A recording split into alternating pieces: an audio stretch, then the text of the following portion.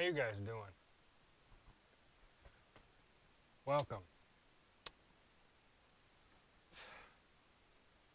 I can see you too, but that camera's not on. But I'm looking at myself in the mirror, and man, that mane is just majestic. I look like a lion or something. Um, yeah. So I didn't make any videos this week. Got back to the house not that long ago. Had a delay. We'll call it a delay. Had to stay on another island for a couple days. Not a big deal.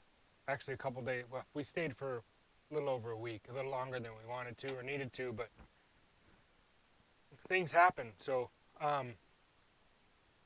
yeah, this is story time. I'll see you guys in just a second.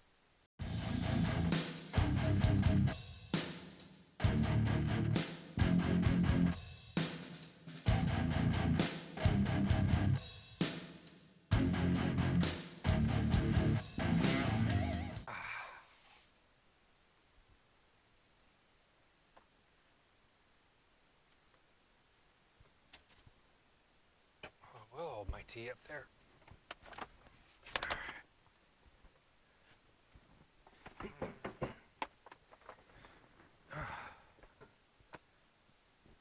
What am I doing on this side? It's a good question.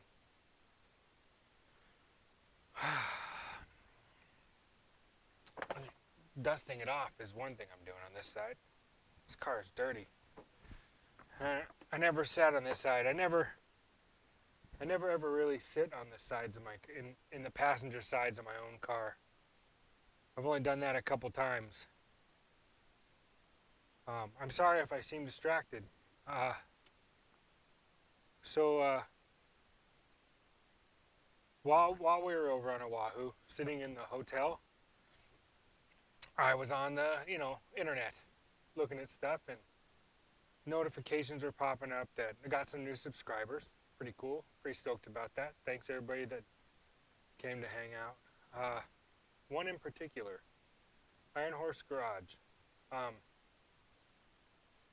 I was intrigued because I do this with everybody. Whenever I'm notified of a new subscriber, because I don't get to see all the subscribers, because there's some, as you guys know, if you have channels, there's a lot that remain anonymous, and so I don't know who actually is watching, but there's 260 some of you, and I get to see when the ones pop up. I go check out their channels and just go see who it is. And sometimes they don't have anything on their channels. They're just people that join YouTube so they can watch and comment, which I'm totally stoked with that. It's fine with me. I'm glad to have them here. Good to see you. Yeah, I'm glad to have people hang out. But this one Iron Horse Garage, turns out these boys are from my neck of the woods in Idaho. And you guys know I was born there and then moved to Nevada when I was like all through grade school and high school. And then after high school, I moved myself back to Idaho. And so I was intrigued. These guys are from that area. And I happened to be checking out some of their videos, and I came across one that was titled Traditional Trash 2, I think. And it was a show. And I was like, oh, that's pretty cool. And so I watched the beginning of it, and they mention a friend of mine, and they use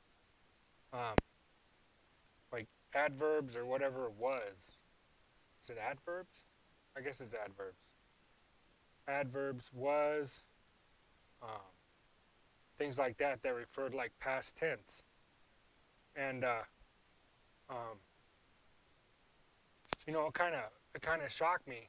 So I did a little research. It turns out, I'm like 4 years late to this whole party. My friend died 4 years ago, and I just found out about it.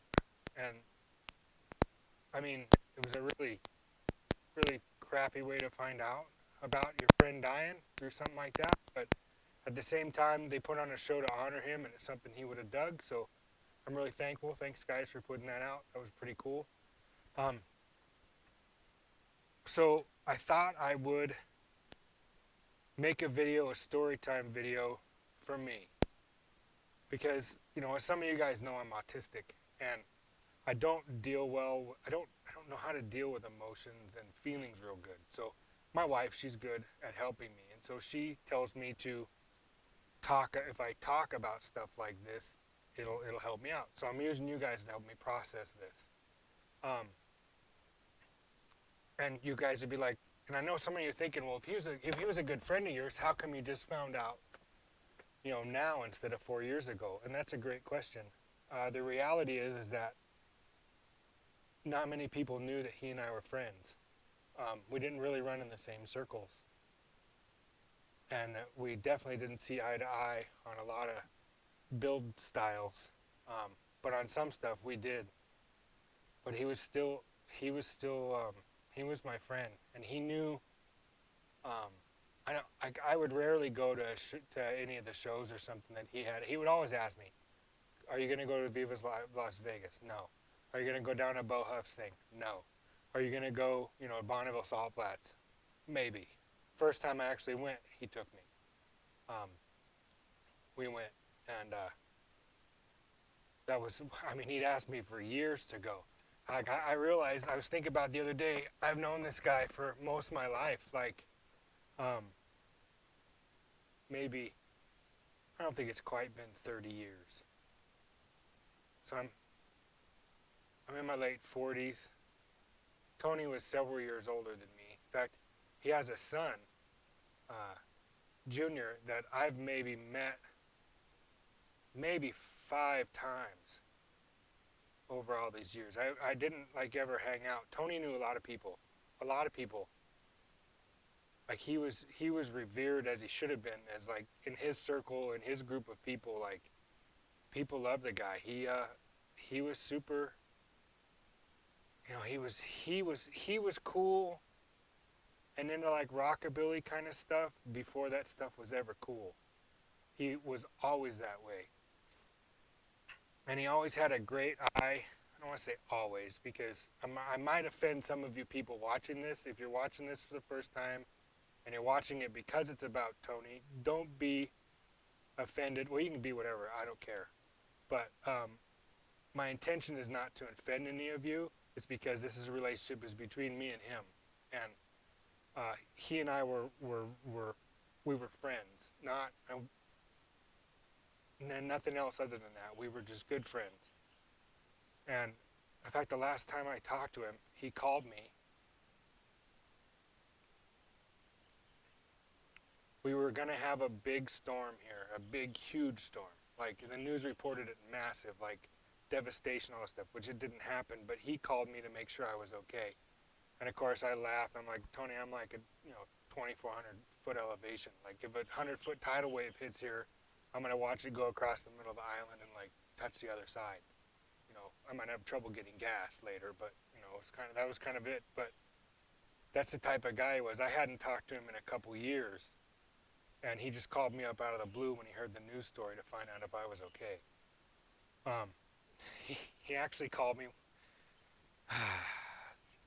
and then the time he called me before that, a couple years before that, I had sold my coupe, and my coupe was featured in Rod and Custom magazine. Not when it was mine. I had sold it to this kid in Nevada, and he painted it and did the interior and stuff. And Tony called me to kind of rib me about how nice it was for me to chop the car for the kid and his dad while they built that car. And if you guys know the story and know the history of that car, you'll know that that's not the truth, but that was really funny to him. And we laughed about stuff like that because there was magazine articles and stuff that Tony had, people had gotten credit for building Tony's cars, and Tony had gotten credit for doing stuff to other people's cars that he never touched or whatever. Just because I guess editors or whatever are trying to make magazine articles interesting. And the truth is not that interesting, I guess. So, but he was well known. He had another good friend, Bo Huff. Maybe you guys might know who that is. But he put on a show. I met Bo once at Tony's, but I never. It wasn't at Tony's. It might have been at Bonneville one time. I would never call him a friend, but I met him through that. But Tony was this type of a guy. He he would always be like, he loved crowds, he loved all that stuff, he loved kind of like showing off a little bit, you know, not like not like he was trying to be something he wasn't, because he was legit and everybody else was trying to be what he was, is the way I always looked at. And I was never big into crowds, and he knew it. And so uh, I would be like off to the side somewhere, and if he disappeared, it was because he was with me somewhere off to the side, and we were standing watching uh, the crowd, because he knew I wasn't real big. I mean, if I saw somebody there, I knew I would talk to him for a little bit, but I don't like lots of people. Um, and he knew that. That's the type of friend he was. He also, I felt bad about this, but he bugged me. He loved that coupe that I built. He loved that thing. And he was after me to chop that thing for probably 5 years. He bugged me to chop it. And I wanted to chop it, and we talked about chopping it, but in fact, he wanted me to chop it so badly. He called me up one day. It was like on a Tuesday, because I wouldn't go over on a weekend. I would go over like middle of the day, middle of the week kind of a thing. And that's probably why a lot of people didn't know that he and I were even friends, because I had my own business, cruising around working on people's hot rods, and I would just, go hang out with Tony for a day or whatever. Or if he called me up or needed something, I'd swing over there and visit him. But and he called me up one day. He's like, "Are you coming over or not?" I was like, "Well, I guess you're gonna yell at me. I guess I will. I'll show up." So I showed up. It's like on a Tuesday, and he said he had something for me to look at or check out or something. I don't remember. And we get there. He's like, "Oh, hey, come with me." And we walk around the back, and on a trailer was like a 41 to 48 Chevy coupe that someone had done a really bad chop on, but he bought that car for me. His idea was to take everything out of my car and do my style to it on that car, because that car already had a chop. And I was like, it was terrible. I was like, this thing's a piece of junk. He's like, well, you could fix the top. And I was like, might as well, chop my own. And I didn't have, and I told him, I was like, well, Tony, I already chopped my car. And he's like, what? Because I had showed up on my bike, and he said, what? And I said, yeah, I had already chopped it. And he's like, where is it? I said, well, I got to get door tops or something, or the glass. I was getting glass cut or something, I don't remember. But I had to like finish it up so I could drive it. And he's like, well, what am I going to do with this thing? I'm like, I don't know. I don't want it. I don't know whatever happened to that thing. It was back behind. It was kind of off to the side behind. In his driveway, he had like his garage, his house, his garage, and a couple of outbuildings, and it was off on the side. He used to have this like big, huge event there every year, and I think the last one was like, he finally talked me into going to one, and it turned out it was the last one. I think it was 2008 was the last one. He made me promise that I would come, and I said okay. And I think I had chopped the car. In fact, I'm pretty sure I had chopped the car by then. And I pulled in, and he had a spot for me down around the back, but kind of in the middle. And there were people like setting up the camp and stuff. People stayed there like all weekend. It was kind of a big event. People came from all over, lots of people, and it was like a big rowdy thing going on. It was really cool. I mean, he liked it a lot, but I didn't want to be in the crowd. So I saw like a couple people I hadn't seen in years. Some kids who weren't kids anymore, but people I grew up with across the street. I stopped and talked to another guy. And I was like, hey man, how's it going? And like barely recognized him, because it'd been 20 years since I'd seen him, kind of stuff. And then I just kind of disappeared, and I was up on the road kind of cruising around, and next thing I know, Tony's standing next to me. And we're looking down. I think someone was doing burnouts up on the street in front of the house on the side or something, and he and I were off over looking down around the group of like this whole area with like all the cars and stuff, and people camped out, and my car sitting right there.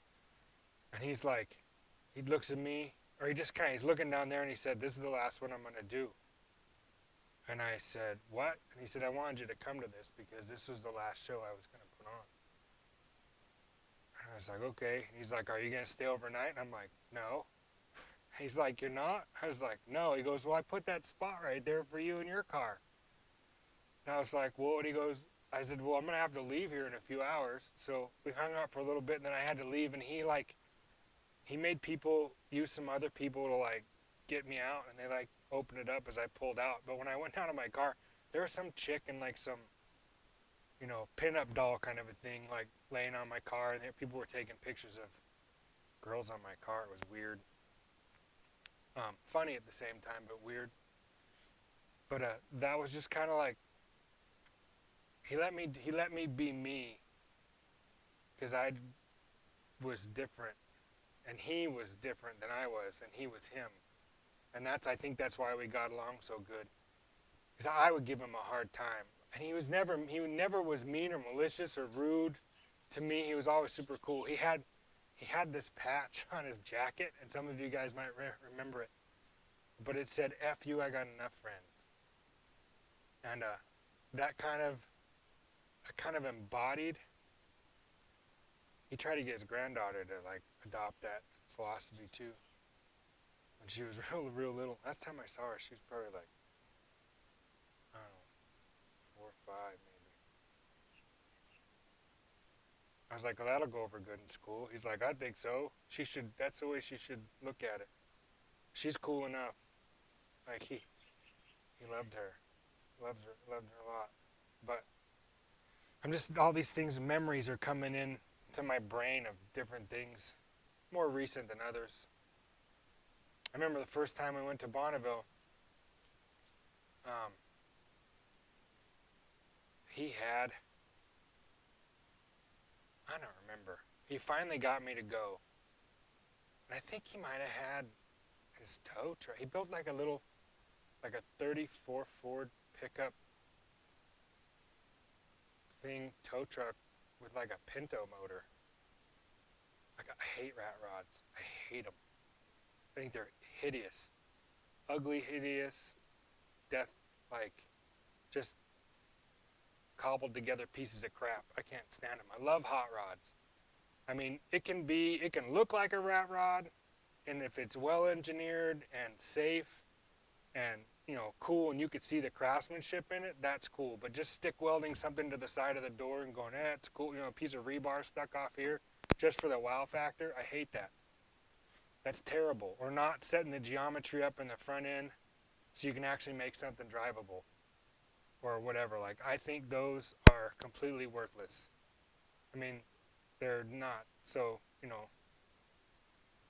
and he knew a lot of people that made stuff like that, but Tony made well-engineered cars. Some of them look like crap. And sometimes I would tease him about, I remember one time he built this coupe and I walked out of the store. I was in my early 20s maybe. And he just happened to be there, and I came out and I'm looking at this coupe, and he didn't have fenders on it or nothing. And I was like, are you going to leave that weld like that? And he looked at me like, what do you mean? I was like, that looks like crap. I said, did you purposely make a really bad weld just so like you could have it there? And he's like, well, I'm not changing nothing. I'm not trying to make nothing shiny. I'm not making anything cool. I'm not making street rod. I'm not putting air conditioning in none of my stuff. I had air conditioning in my car. He actually ribbed me about that. But he would, I ain't changing it for nobody. But the next time I saw that car, that weld was gone. He had made a nicer, more structurally better weld.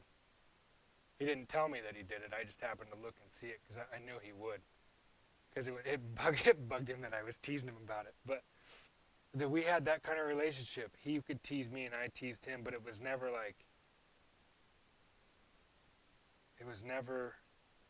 I don't know. It was pretty fun. First time I ever drank tequila was with him. He got me really messed up. Out of Bonneville. It was just me and him. It was the strangest thing. I didn't know what he was doing. He showed up in his truck, think it might have been the red. His red full fendered Ford pickup. Could have been that. Could have been something else. I think it was a different year. I think it was the red truck. He I was already there, but like there was a bunch of people around, and he like looks at me and like makes like this like, hey, and I was like, what? He's like, over here, kind of a thing. And so like there was a whole. It was so crowded. It was like just crowded. And he and I like meandered our way out and around everybody, and made it over to the back of his truck. And he's like looking like this, and he pops up a cover, and might have been a toolbox or something in there, cooler, something. He pulls out this bottle of tequila. He's like, I stopped at the liquor store on the way out. And I'm like, yeah. And he goes, I asked the guy, what's the best bottle of tequila? And I still to this day can't remember what it was, but he gave him this little bottle.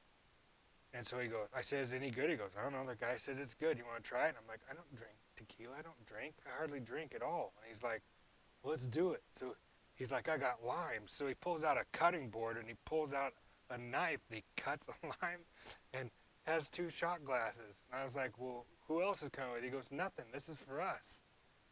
And he just poured a shot, and we shot one, and lime and the whole thing, and he did another one, and we put away, and he hid it real quick and hid the stuff up, and he was real cool, just kind of like, low key, no one looking around, he didn't really care. Off we go, and then we'd be doing something else. He'd look at me like, he'd just give me this smile, and we'd both make it way back over the truck. We finished that bottle that night.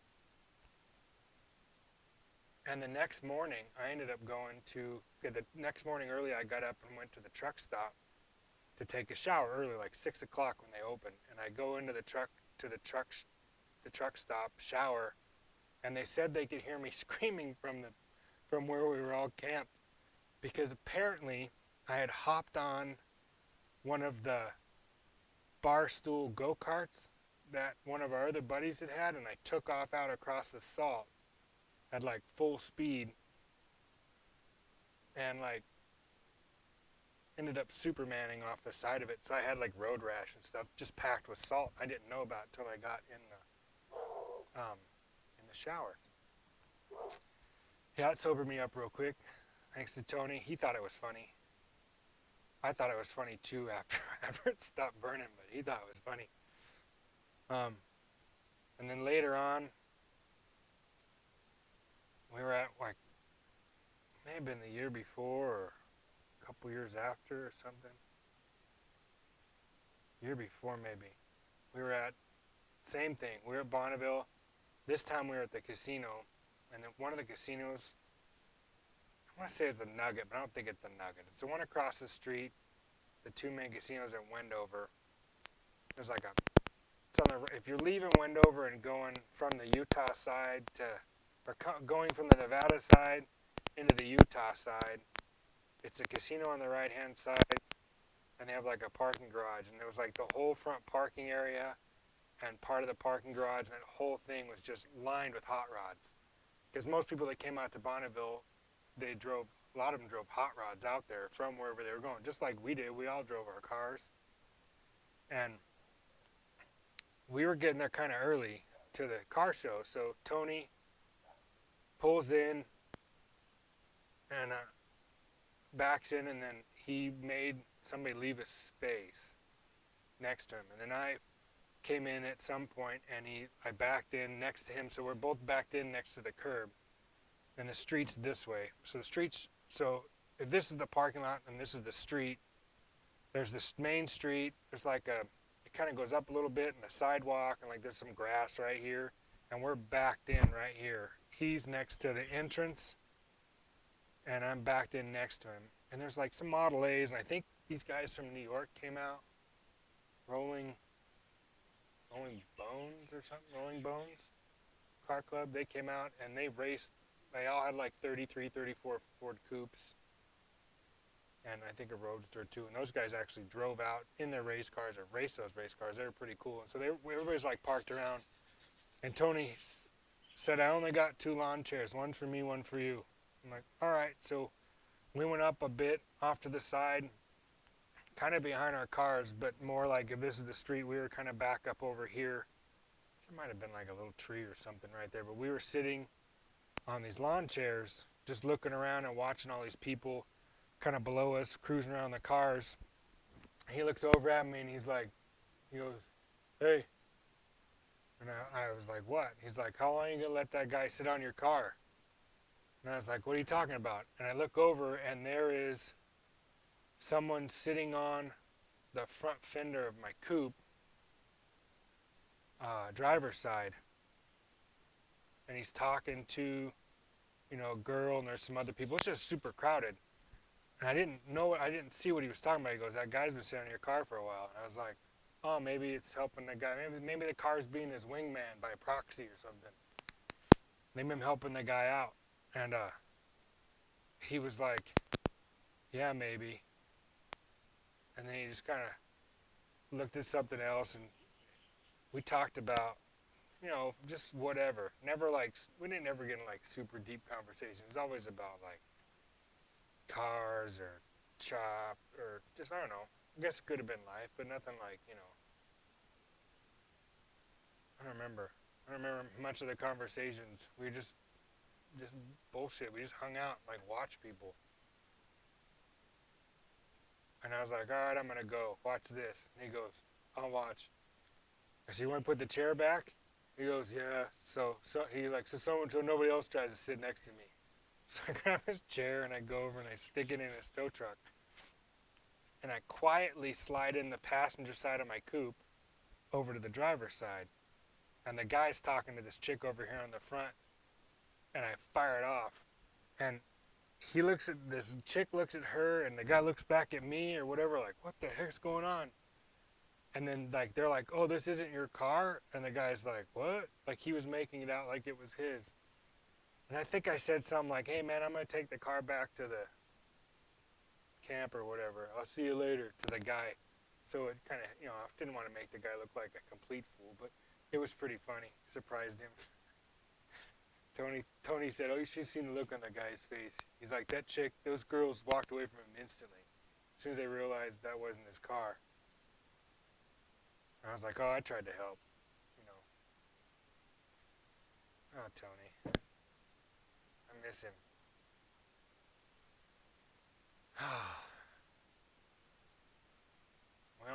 we only like built one car together, and I can't even say I actually helped him build it. We chopped one car together. He called me up one day. "Hey, I might be mixing two cars up." He was always calling me if he had like a question about something or something, whatever. And I'd come over, and I remember he got this. This might have been a Roadster. There might have been a convertible. If it wasn't a convertible, then this is the car we chopped. It was a '53 Chevy, and I want to say it was like baby blue, like powder blue, like original. And I remember it had a 6-cylinder with like hopped up like two stock carbs on it. It got like a Fenton valve cover or something, I can't remember. But we got it running, and I think it had a power glide, and just got it running, fired up, and just took off. Like, took off driving. There might have been somebody else with us, or we picked up somebody, I don't remember. But I think we, like, got stuck. Like it died or something on the side of the road, not too far from his house. We eventually made it back. That might have been the convertible. I don't remember. That might have been a different car. But anyway, I always thought it was that car. I might be remembering it wrong. But I know there was another '53 that was a hardtop that he wanted to chop. And he called me to look at something else. And then he's like, I want your help chopping this car. And I'm like, "You don't need my help chopping this thing. I've only chopped my car and helped on a couple. Like, I'm not no expert." And he said, "No." He said, "I like you have a good eye for proportion, and you'll keep me from, screwing this one up." I'm like, "This is not my car." He goes, "Because I want to go like real low." And I'm like, "No." No. I said, what are you going to do with the front windshield? He said, I'm going to slide it down inside the body. And I was like, what do you mean? And he's like, well, that's the way they used to do it. They like channeled the windshield down inside um, down inside of it. And I was like, oh man, that's pretty cool. And he said, here, let's do it. And I was like, all right. I was game for whatever. And we argued about how to chop it and where to chop that hardtop for, I don't know, a few hours while we took everything out of it. We gutted it. But we argued about, like, he wanted to keep, like, the headliner bows and all that stuff, so he didn't want to cut up into the roof very far. He wanted to do, like, you know, all sorts of stuff. I don't remember how far we ended up chopping it, but we chopped it that day. I don't even know how the car turned out. I think I moved not long after that out here. I have no clue what he was going to do for a windshield because that hardtop had that wraparound rear window. And like I was like, I don't know if you're going to sink it in the body, but it was going to be like a tiny little mail slot. It was chopped so much. It had we chopped it more towards the back, but not like, you know, where it wasn't like it started the windshield and go clear all the way back flat. It actually had nice proportion. The roof looked good to the body because I told him, I was like, how I like to chop them, or the way I think they look good is, you know, you break the car up in thirds. So you got the thirds in the front, a third in the middle, and a third in the back, and then the 2/3 same way. You got the top should be 1/3 and the body should be 2 more thirds. You know, instead of like half, it should like be, you know, proportional that way. And so he liked that. So I think we ended up moving the top.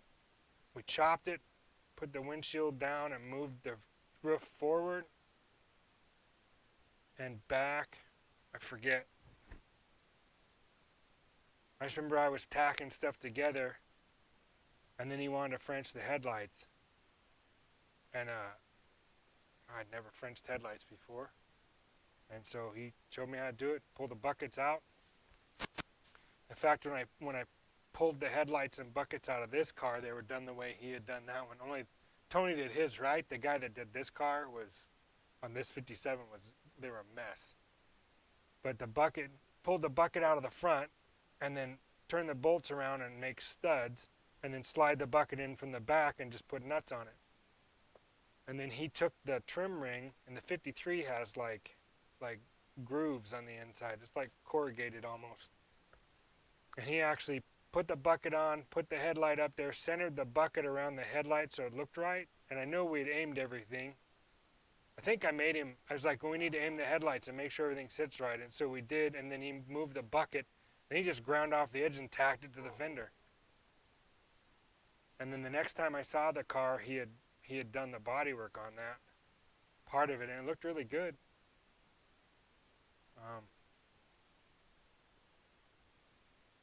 Yeah, I miss him. I'm still kind of, you know, I mean, I know for a lot of people it was years ago, but for me, it was like yesterday.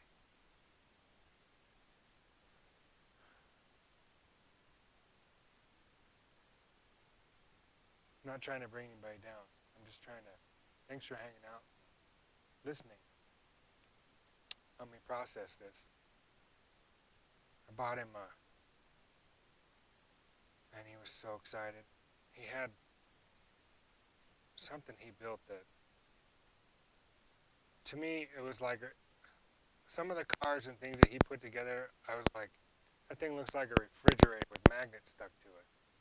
You know, he just had stuff all over the place. It might have been the tow truck, the little tow truck thing, but I was at like an estate sale or swap meet or something, and I came across a tiny little brass fire extinguisher, label, hanger, and everything that was like from the early 30s or late 20s. It was really cool. I think it still was charged. It may not have been. It may have been like a pump. I don't know. It was heavier than, it was pretty heavy. And I had it with me or something, and I just walked around. I was like, here, man, I got this for, you know, here's another refrigerator magnet for your thing. And he took that and he was so excited. He went and stuck it up in the steering column on whatever he was building. And the clamps fit it perfectly.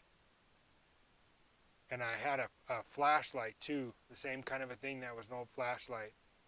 And I gave him that too, and I think he put it next to it, maybe on the other side of the column. And then there was another one that had a box or something for like a key or I forget. But I'd found a bunch of stuff like that. But anytime I found stuff like that at swap meet or, car show, I was like, oh, he'd like this. And I just would pick it up and I might carry it around with me for a year before I saw him again. But he was one of those friends that I didn't have to see very often. And when I did see him, like it was like I just saw him yesterday. Um, I should have called him more.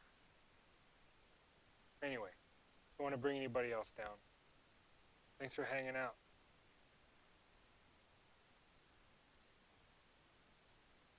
Oh, I remember one more thing. That video showed a flag in there of Death Traps, Idaho, and I remember when that club first got going. Tony called me and he's like, "Hey, these kids around the neighborhood here. I want to help them out. Like, they want to start a car club. They want to start something. They want to do some stuff, and I want to support them." And I was like, "Tony, I'm not into car clubs. And besides, I already got that one car club from back east, the Vagabonds. You know that's my club." He goes, "Yeah, but I want to help them out. They're putting on like a concert or something, and it was in this big barn out out in southern Idaho somewhere, some big barn. I can't remember where it was. It could have been in Emmett. It could have been in Caldwell. I don't remember where it was. Some big old barn. And he gave me the address, and I couldn't find it. And I think he made me meet him at his house. I don't remember, but I went. I went to their. I went to it, and at the time, I think. I don't know. I ended up staying. I think I ended up staying all day because we were. There was only like 3 or 4 cars in there, mine and whatever he had, and then maybe 1 or 2 other ones. Maybe the couple of guys in the club had 1 or 2 cars, but at the time there weren't that many cars in there. And then by the end of the evening, there was a lot of people and a lot of cars. Another one of those situations where I was just like trapped. I can't leave. My car's in the middle. And I waited it out, and then when it got like kind of late, I was like, I'm out of here. So Tony like told people like move stuff, and I got out and left. And he's like, "Hey, thanks for coming out. I know it means a lot to these kids." And I was like, "Hey, whatever." And then I think when they first were getting going, he made me. I'll see if I can find a picture of it. It was after I chopped my car, and before I moved out here, I think he put one of their Death Traps Idaho in the back window of my car. I think I came out from somewhere, and the decal was on my window. And I didn't ever run anybody's stickers, stuff like that. But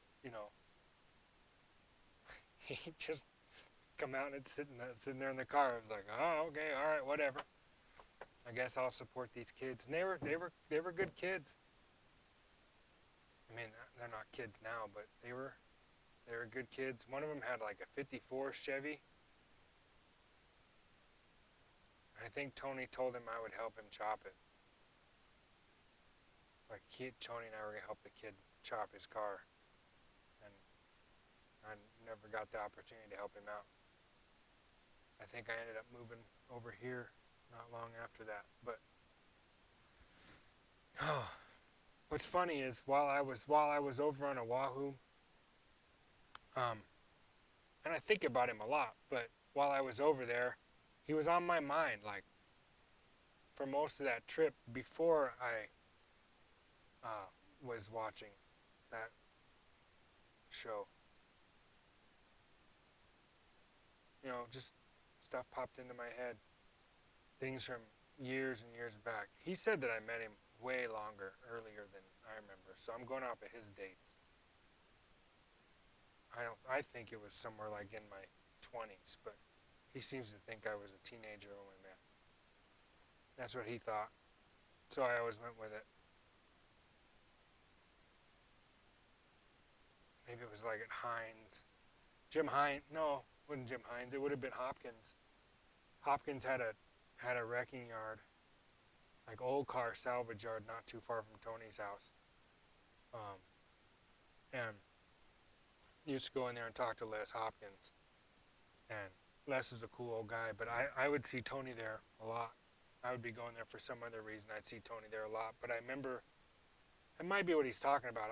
When I was in high school, I had a 59 GMC pickup, and I was looking for the front marker lights, and I'd bought one from Golden State Pickup Parts, and I got the other one from Les. And that may have been, because I'm pretty sure if there was a cool car in the parking lot, I stopped and checked it out and must have talked to him then, and he said he remembered me from Hopkins. And now I'm thinking about it, that must have been it, because man, that would have been like early 90s, late 80s, early 90s when I met him. Yeah, I think I was 16, so it would have been like 89, 90, 1990. Yeah, that would have been it. I would have been, because I lived in Reno still, but my grandparents and everything were up in Idaho, and I was looking for parts because my truck was back then in Idaho, in Nevada, back in Reno, and I must have met him then because he remembered me getting something from my truck, and I didn't remember. And now I'm thinking about it now. That was it. I met him then, and he remembered it.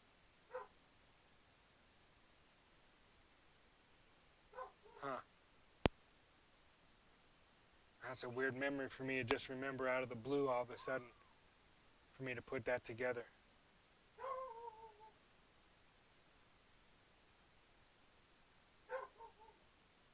Wow. Our minds are strange, like weird. I've had some of you guys mention that I remember a lot of things and I know a lot of stuff, I retain a lot of knowledge about certain things, but there's some stuff I don't remember at all. I think I remember the things that are important to me, like car stats and things like that I was obsessed with as a kid. But it's part of autism, is what it is. Like totally, whatever you're into, you're like totally like immersed in it, and know every single stat there is to know about that particular thing at that time, and stuff like that I can't forget. But meeting people at certain times, I forget. Like it just wasn't it. But he said, the first time I remember meeting him, I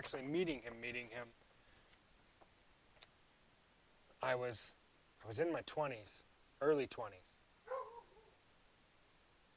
and he had it was that car with the,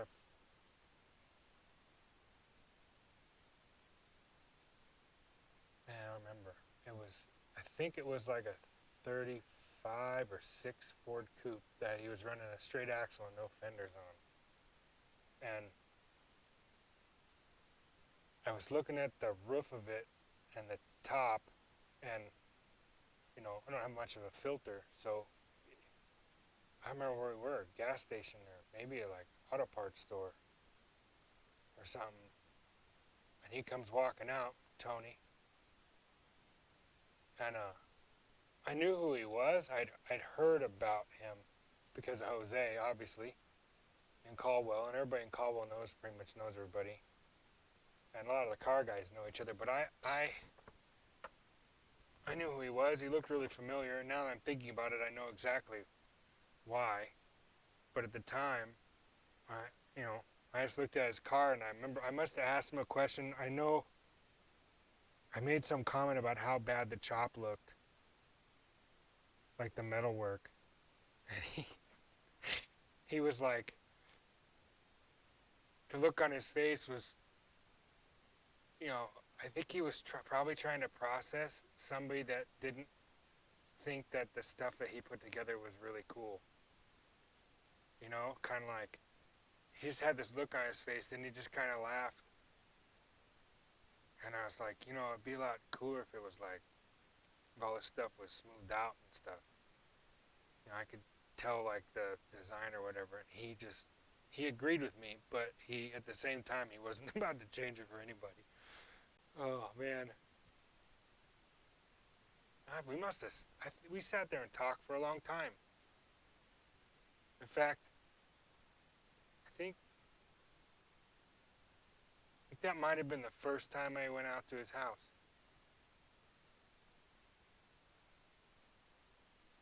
I forget why. I don't remember. I don't remember what I was driving. I think I was probably in one of my 67, 72 Chevy trucks, all lowered. I was probably in maybe the Dijon one. I could have been in the Dijon truck, Dijon Cheyenne. I don't know. I'm just rambling about all sorts of stuff, all these memories and things. I miss him. I've said that already, probably 20 times. It's my own fault. I should have called him more. I should have checked on him, see how he was doing. Um,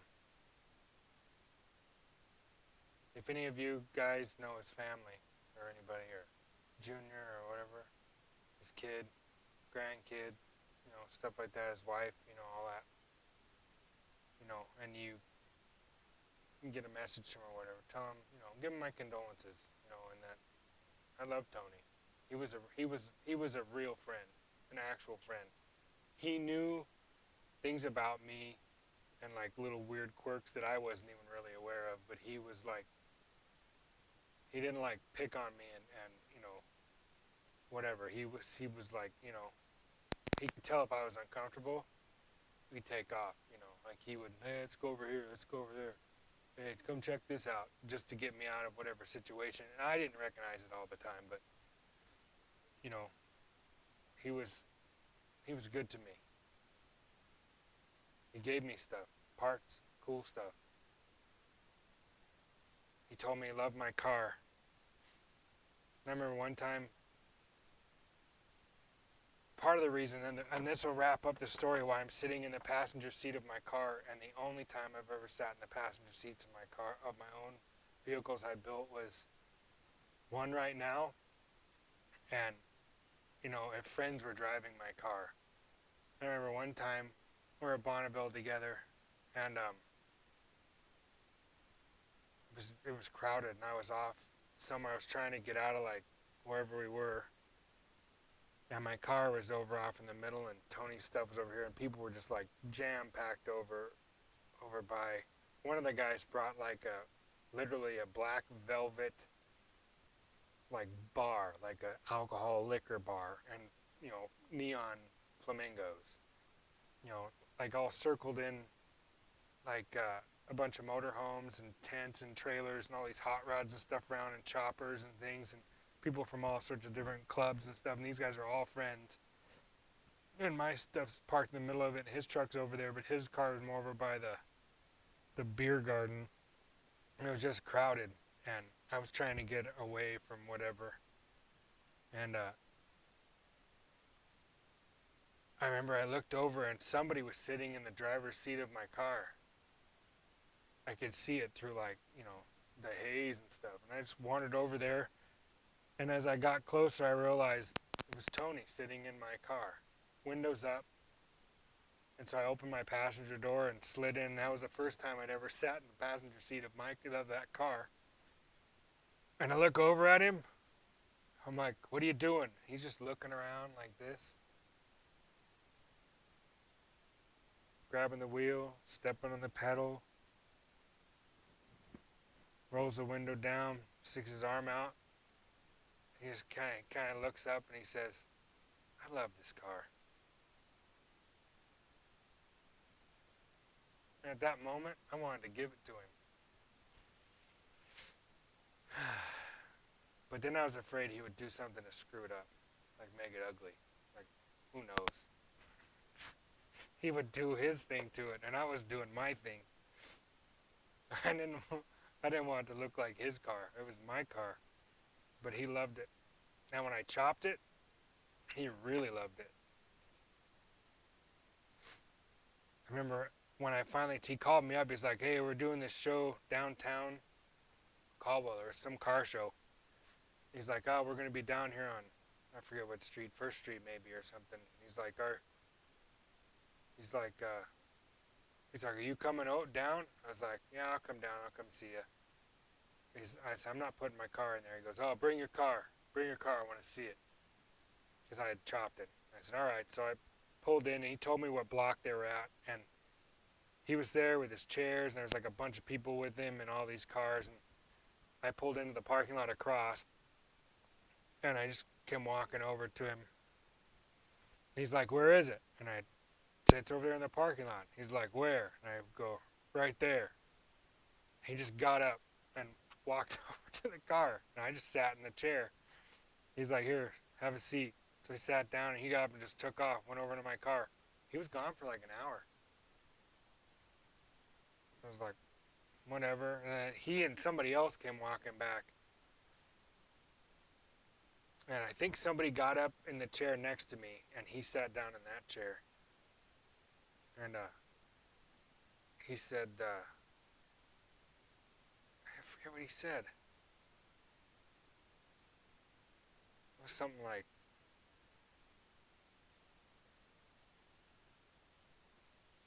I kept the wind wings or something. Because I kept them so they would mechanically work. And he was like, the back windows slide too. I was like, yeah. He just kind of looked at me. I kind of looked ahead, looked around. He was like, huh, looks good. You know, he just was, he was never really like, he wasn't trying to be like the Fonz or nothing. He just was Tony. Tony was Tony. And, yeah, I think I said, like, it was a whole lot. Oh, that's what he said. He goes, yeah, that chop's a lot better than that other car. That's what he said. Yeah, it looks a lot better than the other one.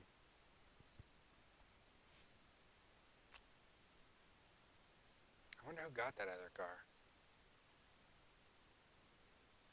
Ugh, the chop was terrible.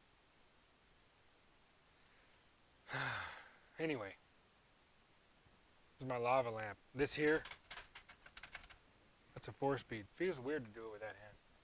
Anyway, this has been almost an hour. I'm going to have to chop this up into segments and keep it on task. But um, this is me rambling and just remembering and processing things about my friend Tony. Thanks a lot. Appreciate you guys hanging out.